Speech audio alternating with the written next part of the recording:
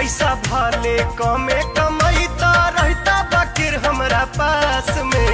खोल लेता गवही किराना दुकनिया जिंदगी गुजरता साथ में कहत कुछ लाई रुपया कहत कुछ लाई रुपया नैहर से हम अपना रहता आँखी के सोझा हमरा परदेसी मोर सजना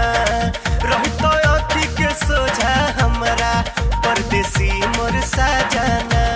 नइखी मांगत साया साड़ी नइखी मांगत कंगना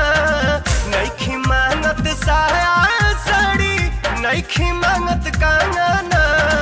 रहता आँखी के सोझा हमरा परदेसी मोर सजना रहता आँखी के सोझा हमरा परदेसी मोर सजना।